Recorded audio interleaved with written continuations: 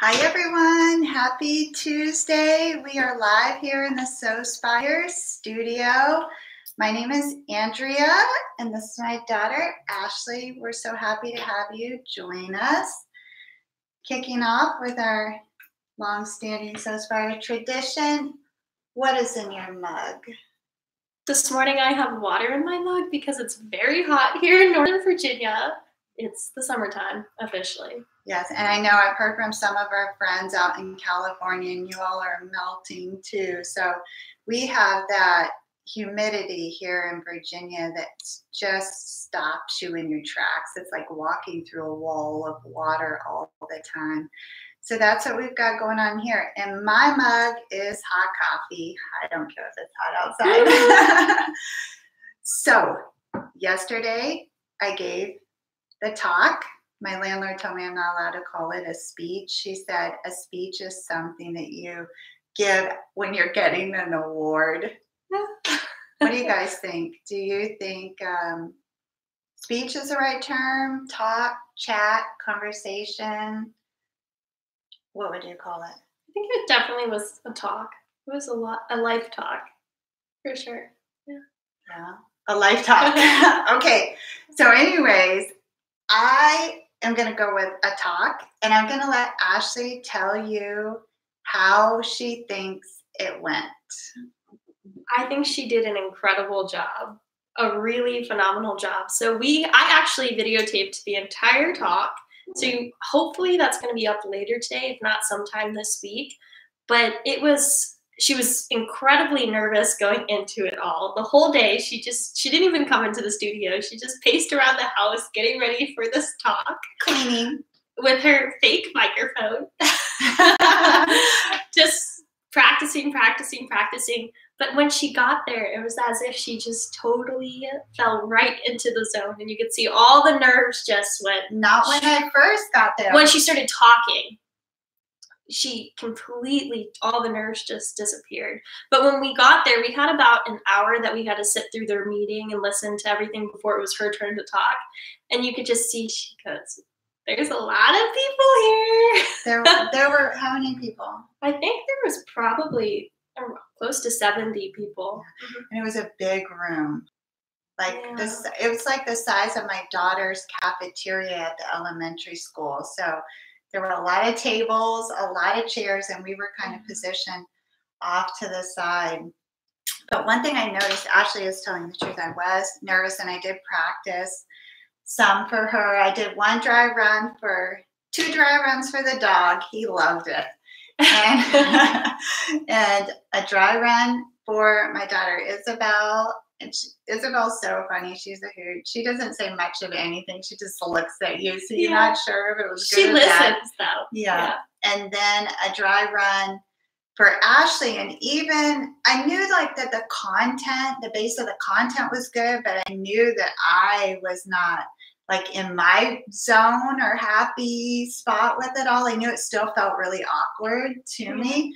And I think the last time I practiced was with Ashley. And so one of our Sewspire friends, Pam, had been emailing me all day. And she used to give professional speeches, which she may not call them speeches either, but she was in charge of many events and did a lot of public speaking. And anyway, she was in communication with me all day, offering tips and such. And finally she goes, you know what, just do you. Stop rehearsing and just do you. And I said, you know what, that's what I was just thinking. So I decided what I did in the end was decide I'm just going to have a good time. So if it's great, which it was, and I have to tell you more about that, but I come to the spot in my mind that I was like, if it's great, that's awesome. If it's not, I'm going to have fun and I'm going to learn. But back to what Ashley was saying, I was still really feeling very nervous until about halfway through their meeting. And then I noticed something, and thank goodness I was tuned into it, because I really think this is the key to public speaking. You're about to hear that here first. These ladies are phenomenal. Like, you can't believe the good work that is happening out there in these quilt guilds. It's incredible. If you're not a member of a quilt guild and you have a quilt guild in your area, go check out one of their meetings and see if you want to be a part of that. Some good stuff is happening there.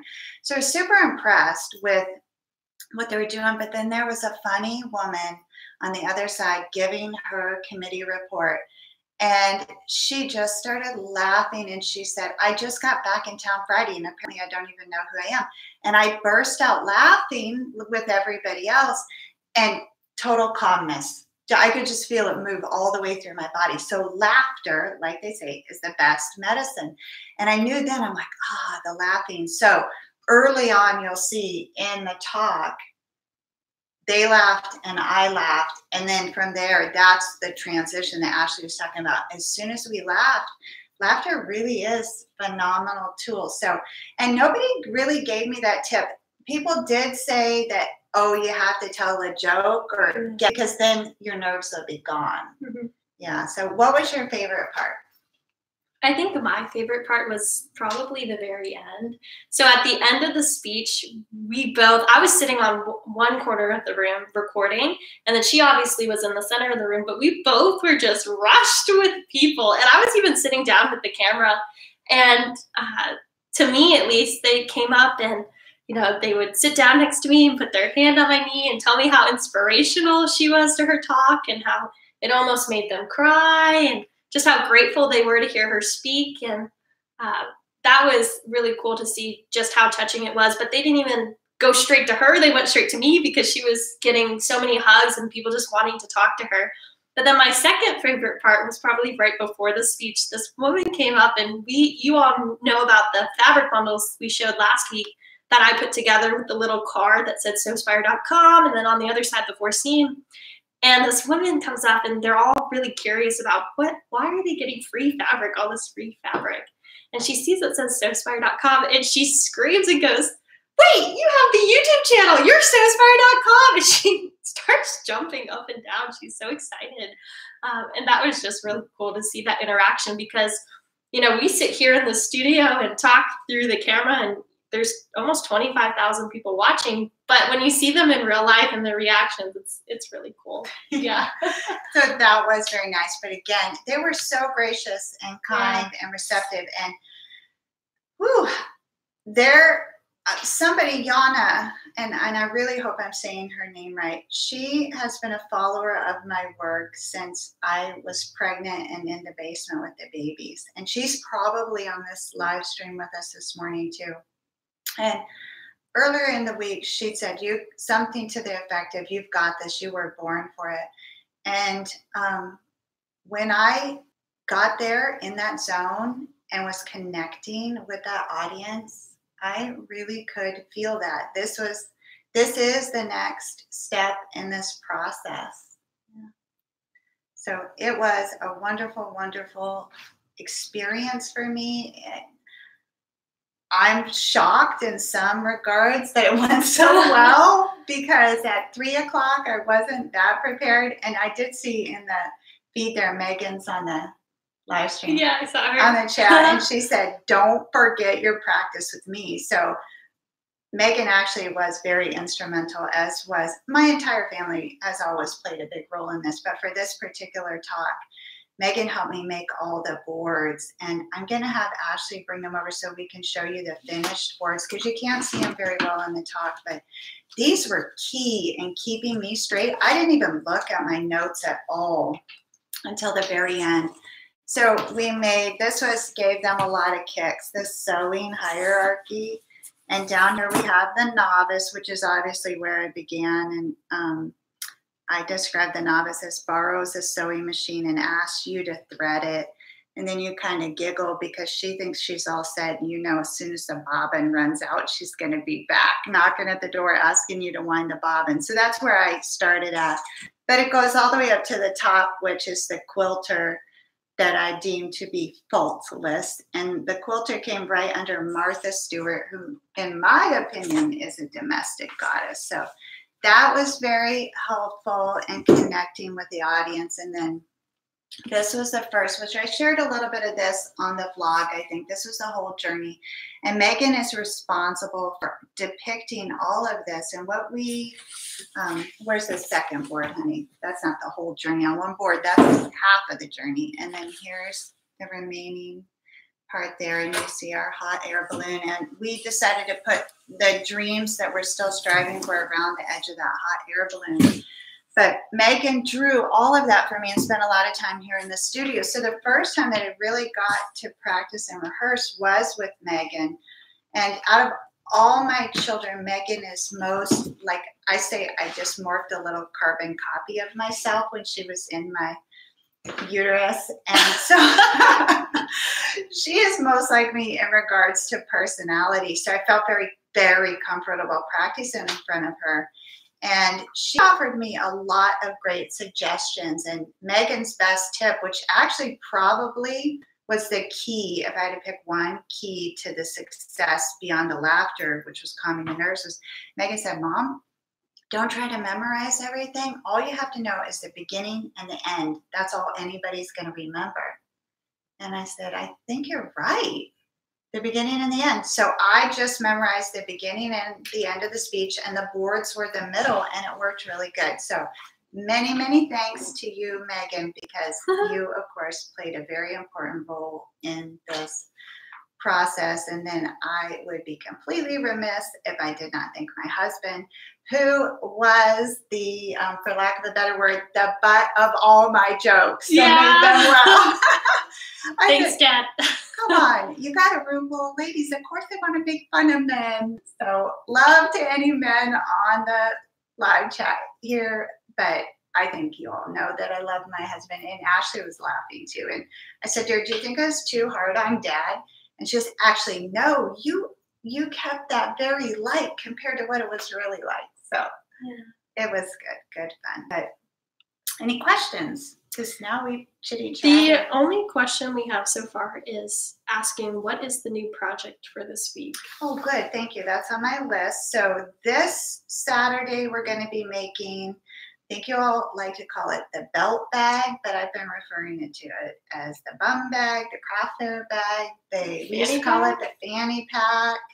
So we'll have to try and come up with a name that is search engine friendly, but we're going to work on that. And so I'm going to make the prototype today so I can figure out what I think it should look like. And then I'll have the tutorial for you on Saturday, which I need to pre-record because guess what's happening on Saturday? This kid's turning 22. Yeah. It's my birthday. Yes, it's Ashley's birthday. So we're going to go celebrate as a family at the winery. For those of you that have little children, it gets a lot more fun when you can drink with your kids. So that's what we're going to do on Saturday. But I'll have that speech. You're going to give a speech on my birthday? I'm not doing a speech. No more. I need a little break from that. I'm going to have the tutorial ready for you on Saturday. Anything else right now? And I'll keep going over the... If you do have questions throughout the live stream, go ahead and type them in the chat that you see there, and we're going to answer them throughout the live stream. Yeah, whatever you got going on. I had kind of in my mind, like as a psychological decoy for myself, you know, I received my Xoxo iron, and I really, really hope I'm saying that correctly. Okay, so, I received this in the mail, and my prize for being brave and giving that talk, I told myself, was that then I would wait to open this until after, so I would try and stay sort of disciplined with that. So I want to do a full open box review this week, and I think we have that on the schedule. On Wednesday. Mm-hmm. On Wednesday, we're going to record the complete thing, but today I just inside of this box. All I've done, I have not cracked this. All I've done so far is take it out of the brown box.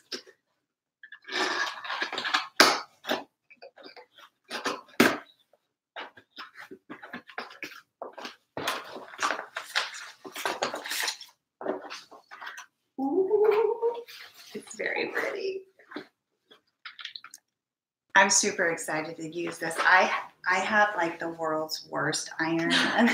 The bottom is very dirty. I think some of you were asking how to clean your iron. usually I end up dropping my iron before I have to clean it. So if you have tips on how you clean your iron, obviously I won't be dropping this beautiful iron, and I will have to clean it at some point.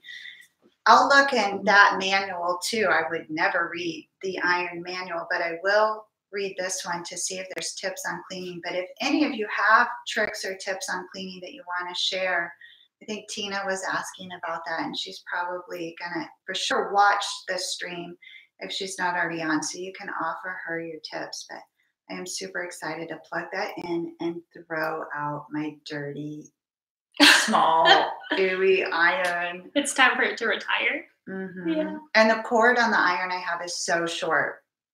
Yeah. So I'm always risking my life just a little bit using it. So this one has a 12-foot cord.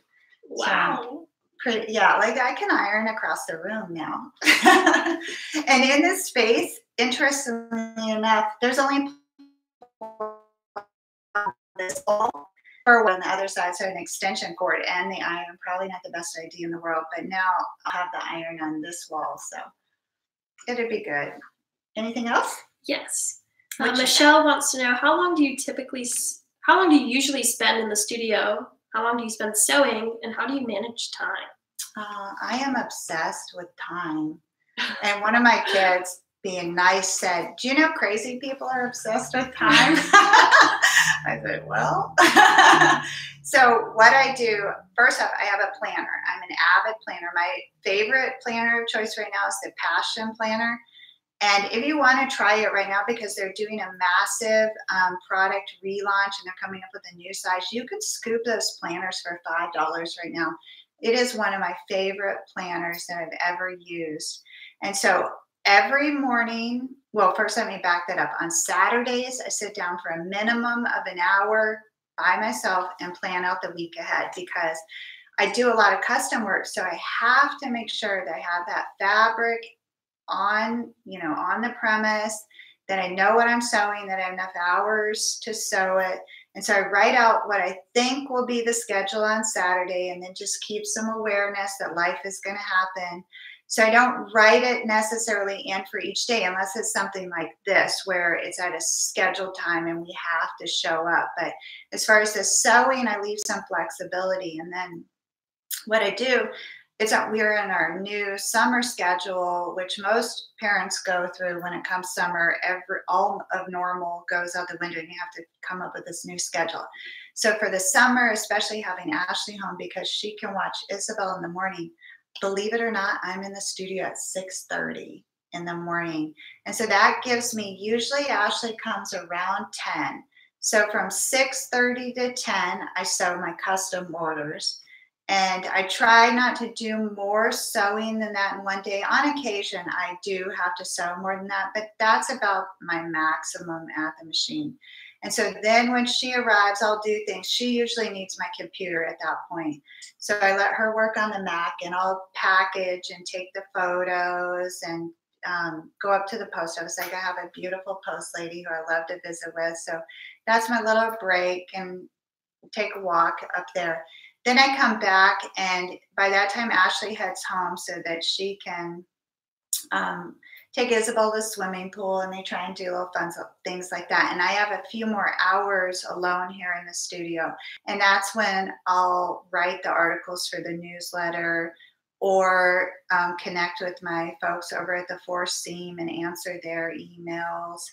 So that gives you I spend about 8 to 10 hours working, but I break it up into little chunks. So, and then I really have to work hard to remind myself that it's okay if the schedule gets messed up. That used to really bother me when I couldn't keep it, flowing exactly like I planned. But the older I get, the more I realize that's almost impossible to do. So I just try and leave flexibility so that I don't reach Friday and realize I have all these orders that aren't complete yet. Is that in line with what you see happening? Yeah, I agree. Yeah. How disciplined do you think I am with the schedule? I think she's always working, to be completely honest. She's never been short with anything She's never finished her to-do list, let me say that. There's always more to come.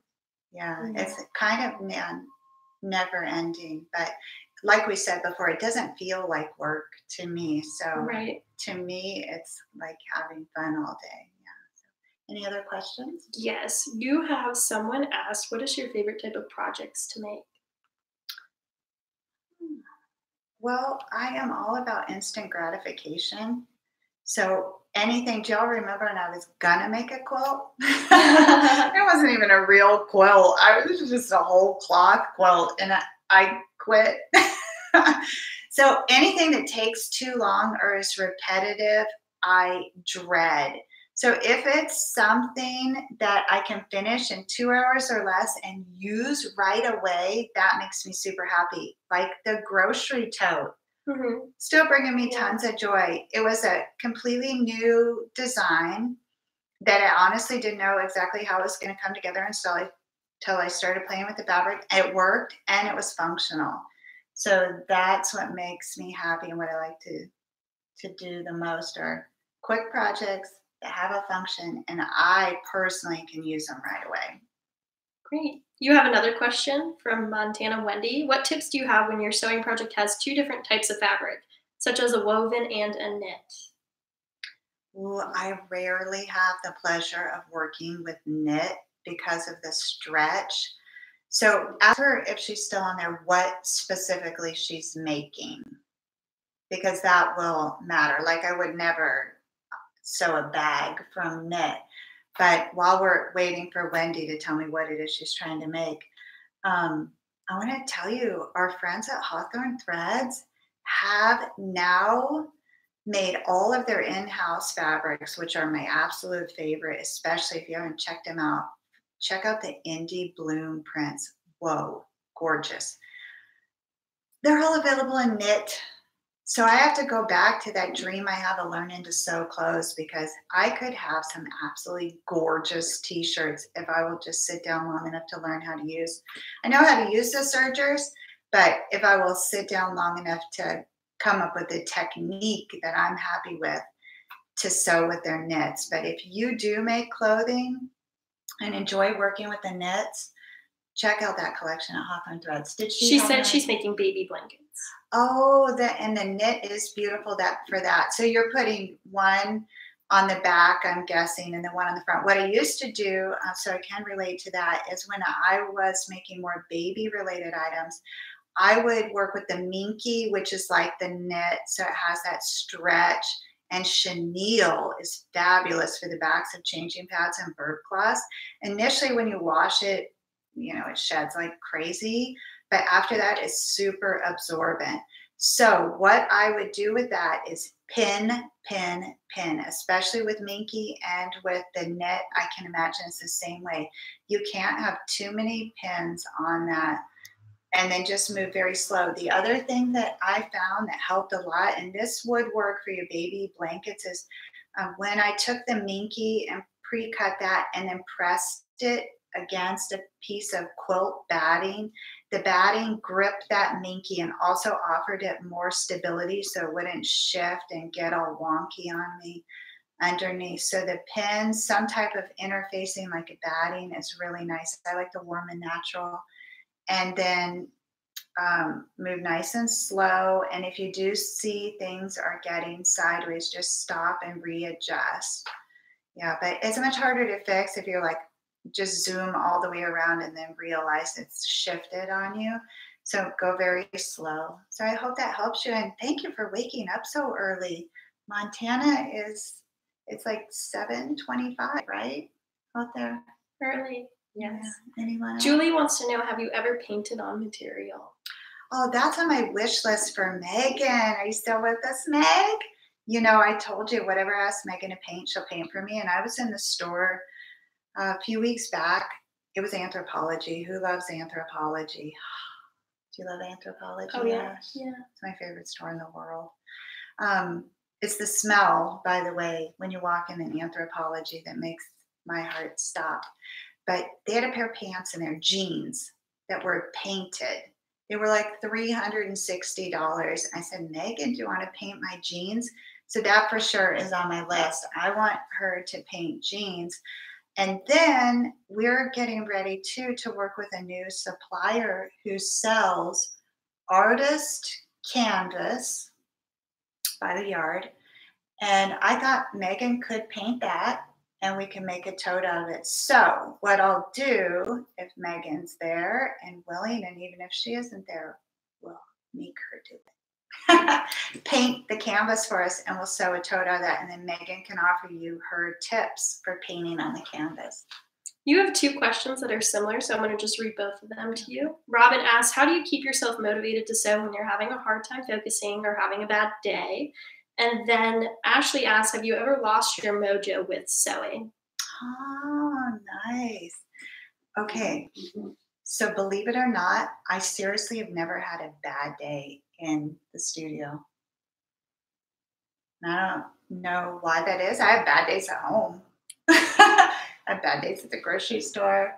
But do you ever in your life remember me having a bad day? And wish I could explain that to you. I think that this just really is my true, as cliche as it may sound, happy place.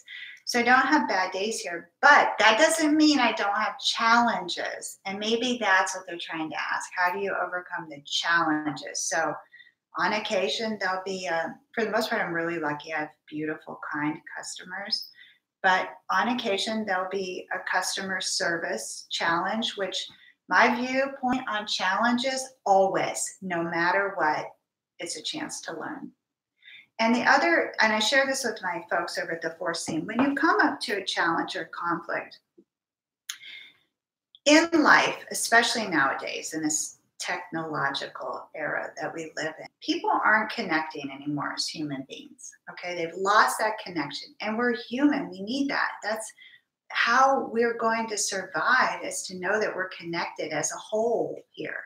So when someone brings you a challenge, first embrace like that compassion and realize that they're clearly upset. They're clearly suffering. It may actually have nothing to do with you. But if you see that as an opportunity to serve and be helpful, so if you're coming into whatever your challenge is, that most of the time your challenge is going to involve another human being. So just see that human being first as somebody who actually might need a kind word. You can almost always muster up a kind word for somebody, even if it's just, thank you for bringing this to my attention. Right? Mm-hmm. Now, Ashley majored in communication, so she took a lot of conflict resolution courses. So am I right with that? Thank you for bringing this to my attention. Yeah, I think so too. And then doesn't that kind of diffuse the situation a little bit right there? But then from that point, my next step beyond gratitude would be to say, what can I learn from this? Because I especially don't like to make mistakes, but I do make mistakes, and I, on occasion, do mess up orders or miss monogram, and I really authentically want to make it right. So that mindset, I think, keeps me from having a bad day, because to me, every challenge is a chance for me to learn, a chance for me to grow, and I just welcome that. And luckily, I have more good days than bad days. And then what was the second half of that, when you get tired? The second half was, have you ever lost your mojo? Just when, and I'm surprised I haven't burnt out on sewing because I sew so much. But just with what I mentioned before, when I'm foolish enough to accept orders that are ridiculously large and the same thing over and over, like we did a camera strap or baby car seat strap covers that wrap around the car seat, like 250 of those. I thought I could lose my mind. I did a huge diaper bag order for a boutique that was opening. Again, thought I could lose my mind. I don't like mass production at all. It's not who I am. And I tell myself every time, don't accept those orders. So hopefully I'll actually listen this time and not put myself in that position. But I do not like feeling like an assembly line at all. So if that's when you're feeling like you're getting burned out, you're working with the same fabric over and over, or only making the same thing over and over, I can understand that you would get burnt out. And in that case, if you can't change your focus on what you're sewing, then do things like we offered some strategies before. Listen to the TED Talks, put in your earbuds. I know a lot of sewers do that, having their earbuds, and you can listen to the TED Talks and stay inspired like that. 10 minutes in the sunshine does wonders for a person. If you don't already meditate, I'm a huge fan of meditation, and it doesn't have to be as complex as you think. You can use a guided meditation. Ashley loves her yoga, which we got sidetracked with her yoga. She's still doing it. She ended up joining the studio and ditched me. I just love the heat. I don't know what it is, but just non-heated yoga, it just doesn't do it to me. For me, the same thing. So I'll pass out if I go to a heated yoga studio. I can't do that. So anyways, I hope that helps you.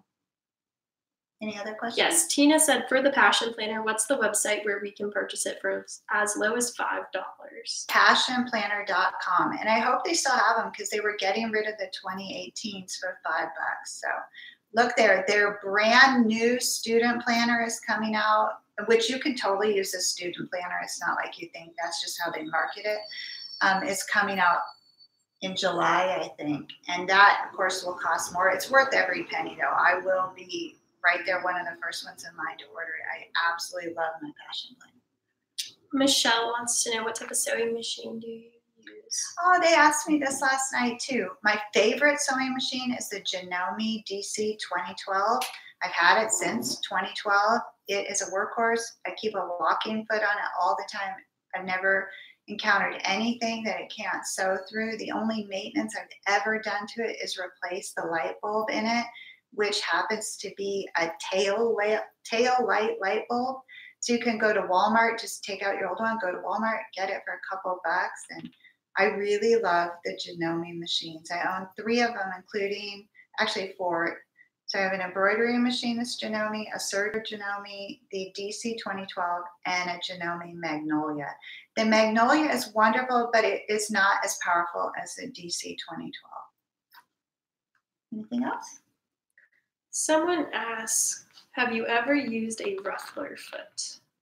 Those look really intriguing to me. And when I was making some designs that had ruffles in it, I didn't have the ruffler foot, but there's a trick, and I bet you someone out there knows it in case I get it in the reverse order.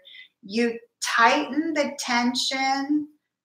I think you tighten the tension on the thread, and then the way that that'll work is it'll automatically ruffle the fabric. But I guarantee someone that's watching knows how to do that. And if they're watching on the replay, tell us that trick to make the ruffles with using the tension button. But it worked really good. I made cute ruffle aprons.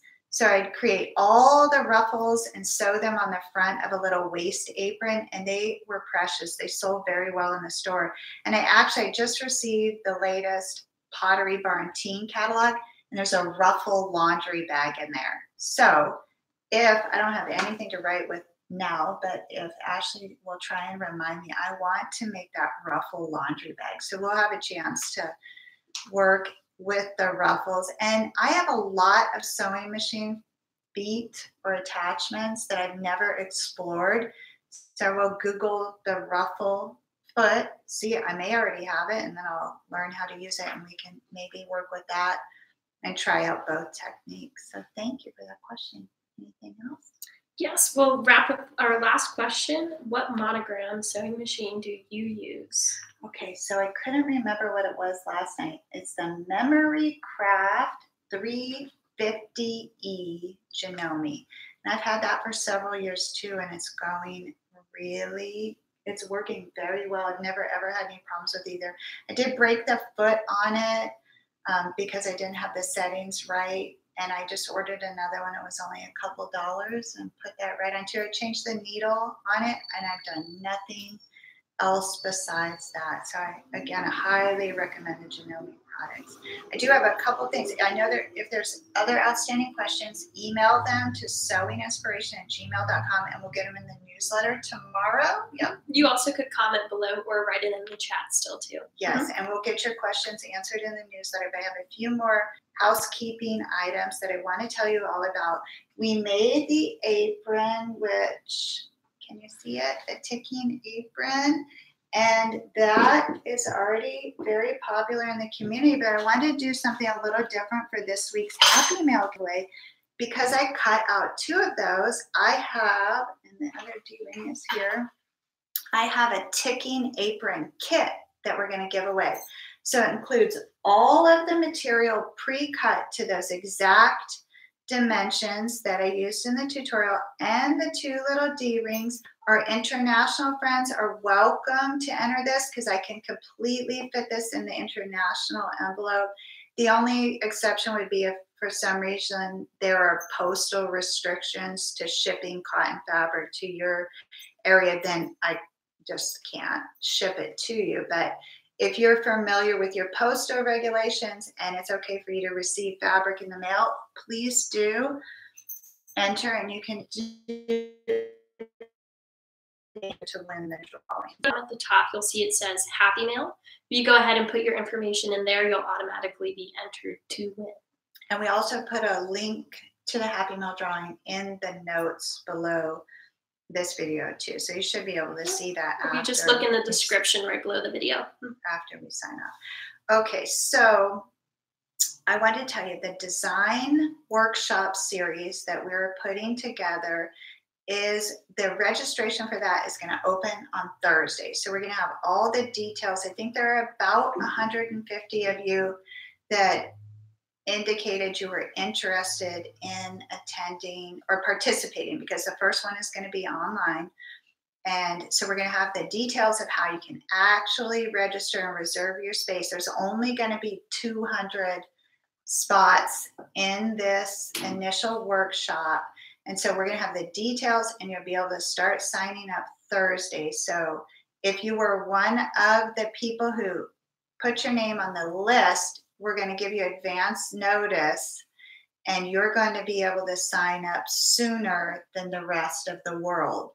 So that link is also in the notes. And again, for this first one, there's only going to be 200 spots because I want to keep it small and intimate, especially since it's the first one, and make sure everyone gets the attention that they need to perfect their design theory. So we will have more if you miss out this time.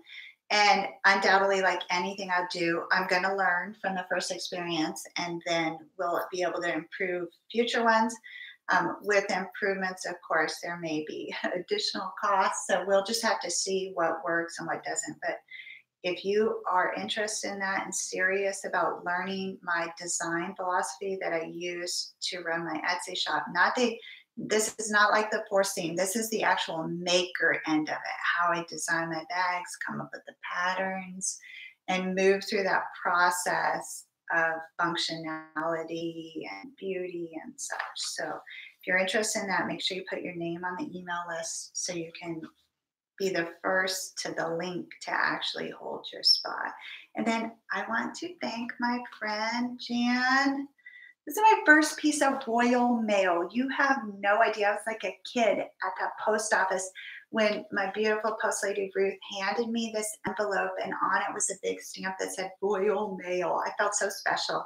I know probably over there it's not a big deal. You see it all the time, but it's my first piece of royal mail. She sent me this gorgeous freestanding cutout here. So I want to especially thank Jan, and I have your letter right here ready to take to the post office this afternoon.